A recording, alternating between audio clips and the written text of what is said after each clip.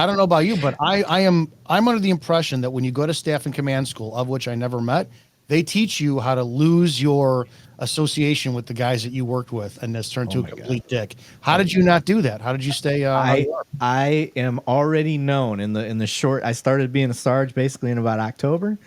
They call me the pot stirrer because that's instantly I'd be like, man, and I'll pit the two guys that like to ride around with each other.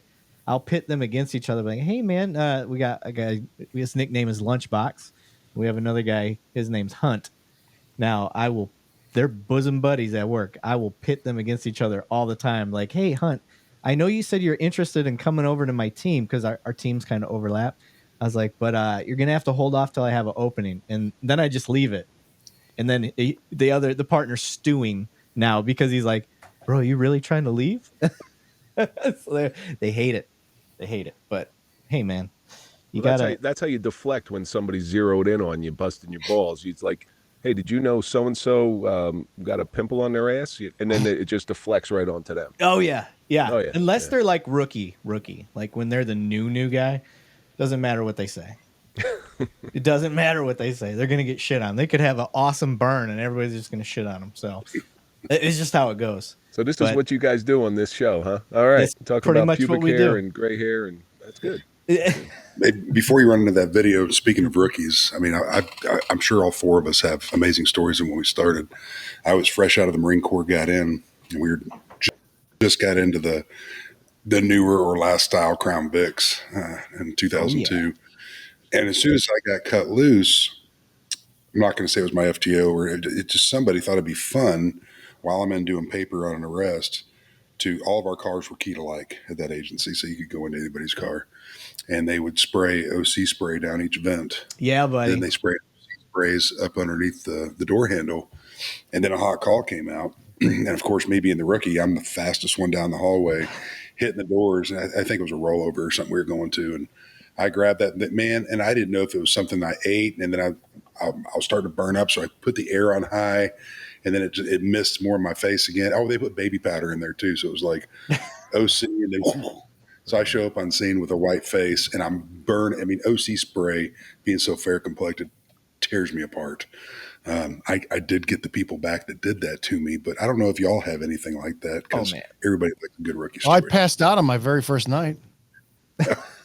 I'm not kidding. Went to a fight in progress and jump on a guy. There's like 9 people fighting, jump on one of them, put him in cuffs, this and that. Look at my FTO. I go, Greg.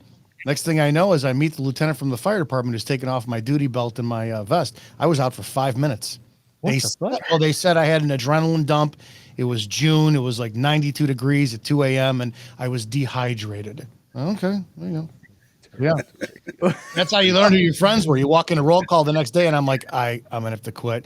And they just, so I diffused it. I walked in, 11 guys there, and I go, hey, who's that fucking pussy who passed out last night?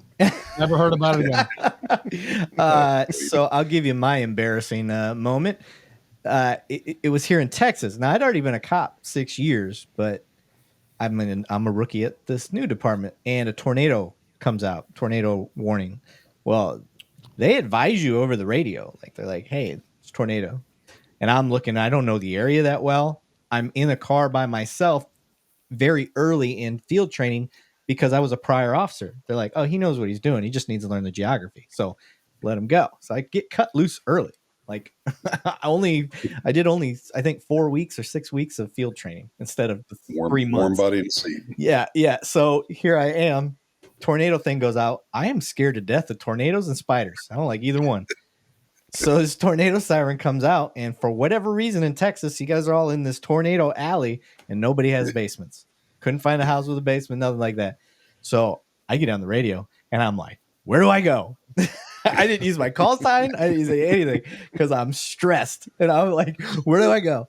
And nobody answers. It's like quiet for like maybe, for me, it seemed like 5 minutes, but it was probably 4 seconds. And I'm like, Sarge, where do I go? And I hear, Lavigne, relax. Go to the mall parking lot. You know where it's at. Like, I didn't even answer. I just ran code to that. And I get underneath this, huge parking enclosure. And there's, 15 patrol cars with lights on just making fun of me. And after that, I would find like the picture of the movie Twister, or like a picture of the cow flying through the air and being my stuff in my mailbox and all that crap. That lasted a couple months of them making fun of me for that one.